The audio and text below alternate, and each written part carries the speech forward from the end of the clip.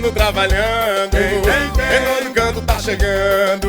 O governo não para e tem mais uma promessa cumprida. Duplicação da rodovia entre Arapiraca e Delmiro. Primeira fase já concluída. Ficou boa não, se amostra. Olha o tapete que tá. O governo prometeu e cumpriu. E tem ponte novinha em Jacarecica, asfalto Tinino em Jaramataia e 2 novos CISPs em Senador Rui Palmeira e Colônia Leopoldina. Governo de Alagoas.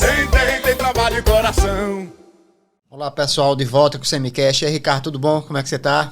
Tudo em paz, Carlinhos. Ricardo, trago mais um tema nacional fazendo uma ponte para o local aqui. Em toda essa discussão sobre a questão das armas. O Lula foi eleito já com essa promessa de que iria derrubar o decreto das armas, aquele decreto pavoroso do Bolsonaro foi derrubado, e agora o Lula deu uma entrevista, ou pegaram a fala dele falando que ele vai lutar para que os CACs sejam desativados.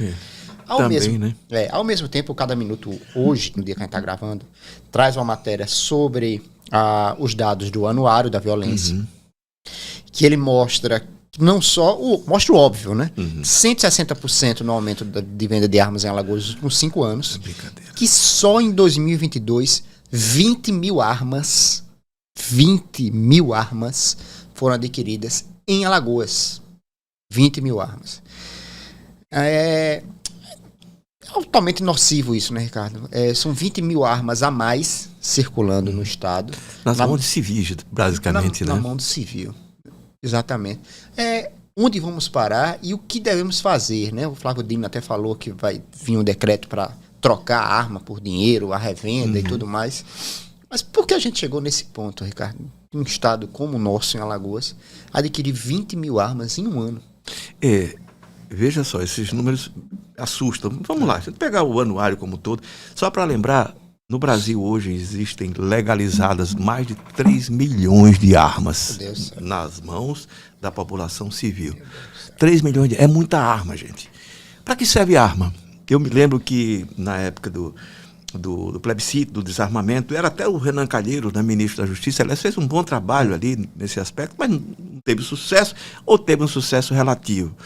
Porque foi feita uma campanha muito inteligente, eu lembro na época, assim, querem tirar um direito seu, e isso né, tem um apelo muito forte. As pessoas já se acham tão sem direito, assim, se perder mais um direito de ter uma arma, o que é extremamente relativo, o que é mentira, né?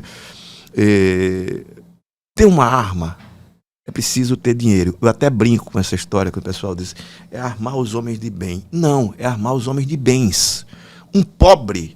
Uma pessoa pobre não tem 5 mil ou 6 mil reais. 5 mil reais é o preço de um revólver 38. 38. Qual é o pobre que tem dinheiro para comprar um revólver 38? Só se for roubar. E aí, se for roubar, já é ladrão, já é bandido. E não é o caso. Não há necessidade da população civil se armar para defender os seus, a sua família, porque isso é uma grande bobagem. Eu lembro que na época desse plebiscito, né, eu li muita literatura sobre isso, mostrava que, por exemplo, a vantagem que tem um criminoso quando vai fazer uma abordagem com a arma, e você vai reagir. Ele já tem 5 ou 6 segundos à sua frente. Então, para atirar, se você reage, a chance dele lhe matar é muito maior. Então, mesmo tendo a arma, não reagir. Essa história de que os crimes estão diminuindo por causa de armas, isso é uma balela. A gente tem desde 2018, é o que mostra o Anuário da Segurança Pública, uma queda. Antes até do governo Bolsonaro estabelecer essa política do armas para os homens de bens. Repito, dos homens de bens. Se efetivamente ele acreditasse nessa história de que todo mundo devia estar armado, ele estabeleceria a Bolsa Pistola, né? Para que os pobres tivessem acesso também à arma. Ele não fez o Bolsa Pistola, né? Nem deveria fazer. Mas vamos lá. Tinha uma queda já, que era, inclusive, anterior a 2018, a elaboração de uma política nacional pela primeira vez, a criação do SUSP, né? O Sistema Unificado de Segurança Pública. Houve um avanço, se você lembrar, na época do governo Theo, com todos os problemas, e essa era uma questão central para o governo Theo Vilela, né? A violência urbana, foi quando explodiu a violência urbana, né? Do tráfico de drogas e tal. Lembro da vinda do Móculos para cá, do ex-prefeito de Bogotá veio para cá. Pois é, exatamente. Então, já havia, estou falando do estado de Alagoas, foi no Brasil todo, principalmente no Nordeste, que era muito mais violento, o Ceará, né?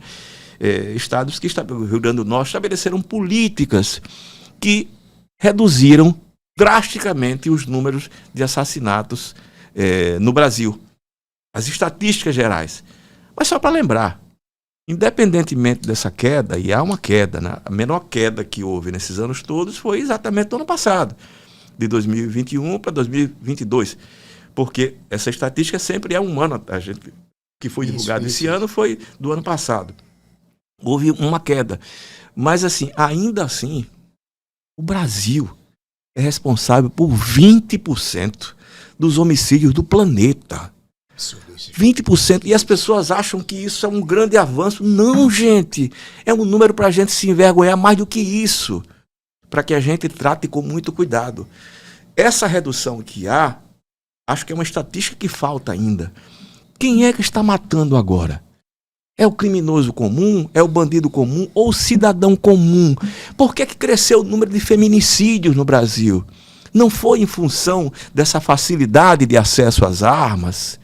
Outra coisa, esse padrão americano, né?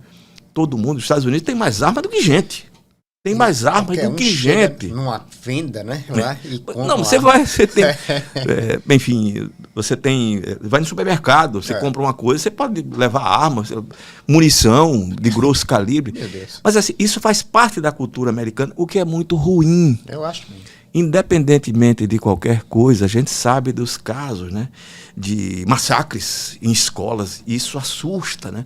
No Brasil isso é uma coisa recente, não fazia parte da nossa cultura, mas paulatinamente passou a fazer por essa mimetização do modelo americano, essa duplicação do modelo americano aqui no Brasil, enfim, replicando, melhor dizendo, né, esse modelo, esse padrão americano de crimes violentos. Só que com um detalhe. Tem uma estatística nos Estados Unidos, que eu acho que a gente precisa ver aqui também, né? Que não tem uma divulgação tanto quanto desses massacres em escolas, em universidades, em igrejas, mas que é extremamente importante. Há mais suicídios do que massacres, assassinatos e massacres nos Estados Unidos. Mas isso é no mundo todo. Você imagina uma arma em casa... Você sabe, tem uma ideia de quantos suicídios acontecem? A gente está falando que o Brasil é responsável por 20% dos homicídios do planeta. Homicídios. Não estamos falando aqui de morte em guerra. Mas se você juntar tudo, a metade das mortes violentas praticadas externamente não chega perdão, o dobro, né? Não chega ao número de suicídios. Sabe quantos suicídios acontecem no mundo por ano? 800 mil. Meu Deus. Nada mais mata, a não ser, enfim, infarto, câncer, diabetes, né? Mas assim, nada mais mata do que suicídio no mundo todo. Nos Estados Unidos, os suicídios acontecem em número muito maior do que os homicídios, mesmo contando esses massacres. E muitas vezes, ou na maioria das vezes, esses suicídios acontecem com a arma que está em casa. Então a gente está disponibilizando, né, num processo de depressão, ou, enfim, basicamente, quando se leva ao suicídio, a pessoa está doente, está precisando de ajuda, socorro, não está precisando de arma. E se uma arma está facilitando ali... Eu me lembro que uma vez, entrevistando a professora Delza de Itaí, sim, que trabalha num desses organismos de atendimento, né, a pessoas que estão, enfim, desesperadas, foi interessante. Ela disse, quem se suicida não quer morrer, quer chamar a atenção, quer acabar com a dor. E a morte passa a ser, naquele momento, né, o caminho mais curto para acabar com a dor, mas não é morrer. A pessoa não quer morrer. Ela quer que a dor cesse. E acontece. Se passar por aquele momento, muitas vezes vai em frente, né? E eles têm obtido muito sucesso com isso. É extremamente interessante a gente considerar quem é que mata hoje, mesmo com essa redução. Quem que está matando? É o bandido comum? É o assaltante? É o traficante? Enfim, as mortes acontecem no tráfico, acontecem com jovens, com adolescentes, com garotos, né? Enfim, isso é tão triste, E os feminicídios? Sim. Quem os pratica? E os suicídios com as armas que estão em casa? Será que nada disso sensibiliza as pessoas para mostrar que não há essa lógica de que mais armas, menos crimes? Isso não existe. Então, a história do presidente Lula, eu escrevi algumas vezes sobre isso. A minha expectativa era exatamente zerar, entre aspas, tanto quanto possível. Você tem que considerar algumas situações, por exemplo, quem mora no campo, na propriedade rural, enfim, num sítio. Tudo isso, tudo bem.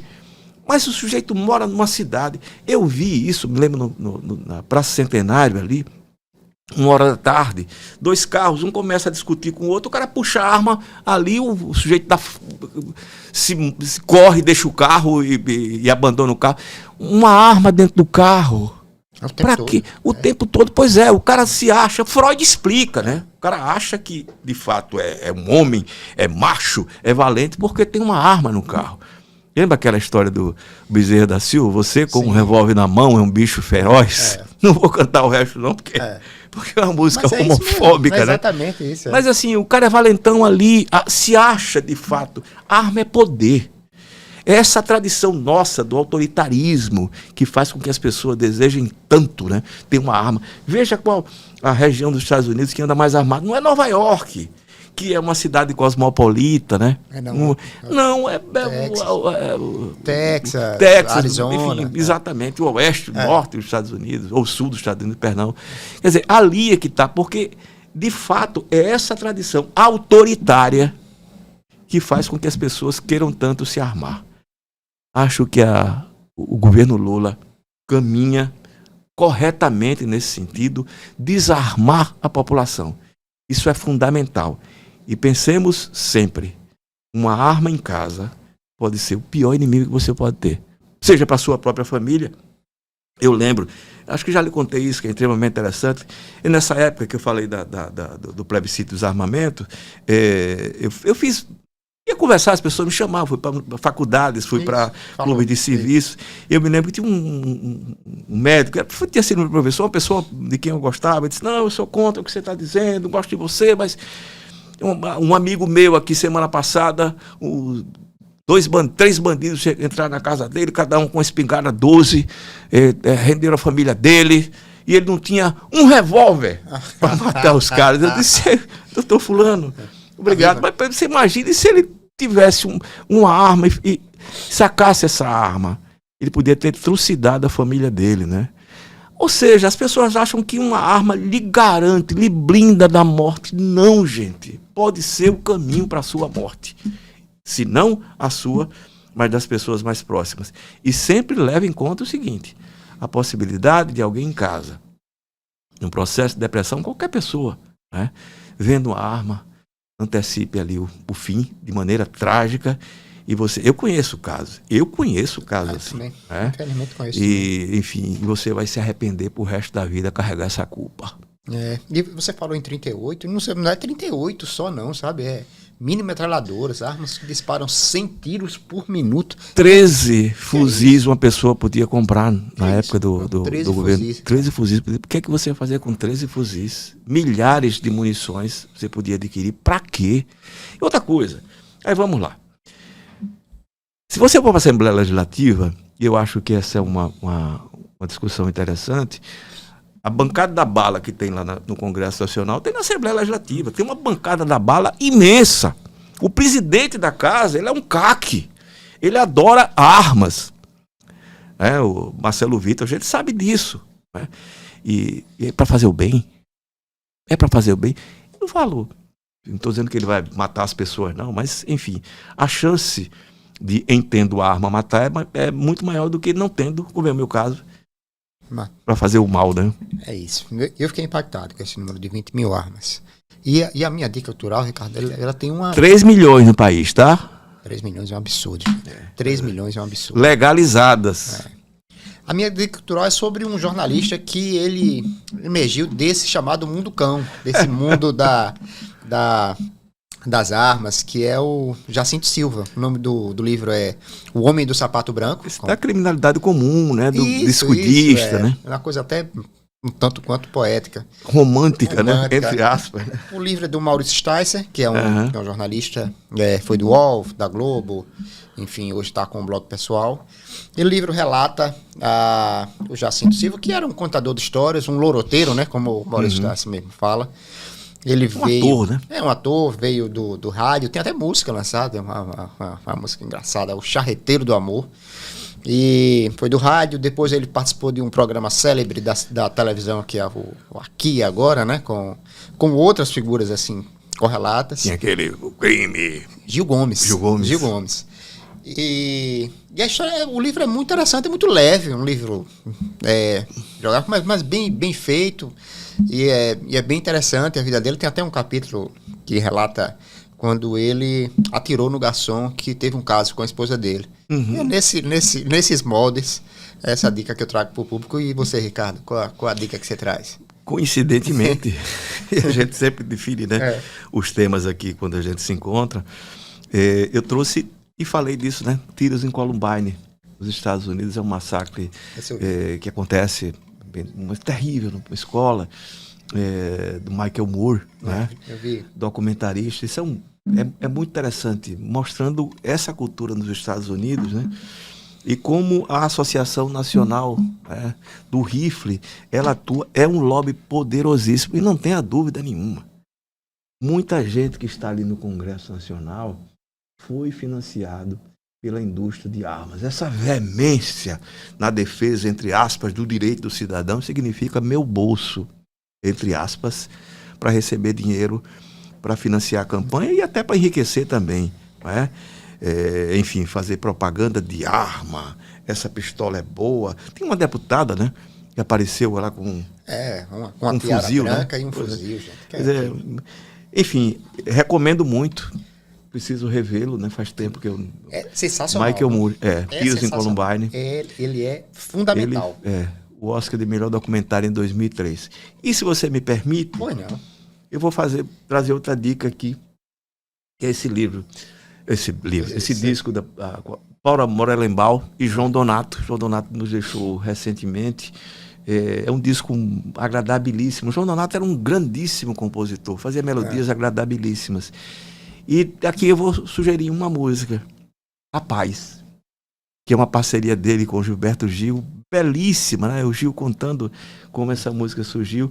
Eles estavam juntos, assim, uma noitada dessa, aí ele vai para casa do Gil, aí ele diz, eu fiz uma melodia aqui, coloca aí uma letra. E dormiu, que ele tinha tomado umas, né? Dormiu no sofá, fez essa música era a namorada dele na época, né? Aí o Gil compôs a letra da página, A Paz invadiu meu belíssima música, né? E quando ele acordou, estava a letra belíssima do Gil, uma das parcerias fundamentais da música popular brasileira, João Donato e Paula Morelenbaum. Então, depois de você ouvir e ver aqui o nosso videocast, você chega em casa, procure no seu stream, no seu CD e coloque A Paz. É a dica que o Ricardo dá. Belíssima. E que eu reitero. É isso, gente. Muito obrigado. Fiquem em paz. Um grande abraço. É isso aí. Um abraço. Tem governo trabalhando, tem todo canto tá chegando. O governo não para e tem mais uma promessa cumprida. Duplicação da rodovia entre Arapiraca e Delmiro. Primeira fase já concluída. Ficou boa não, se amostra. Olha o tapete que tá. O governo prometeu e cumpriu. E tem ponte novinha em Jacarecica, asfalto Tinino em Jaramataia e 2 novos cisnes em Senador Rui Palmeira e Colônia Leopoldina. Governo de Alagoas. Tem trabalho e coração.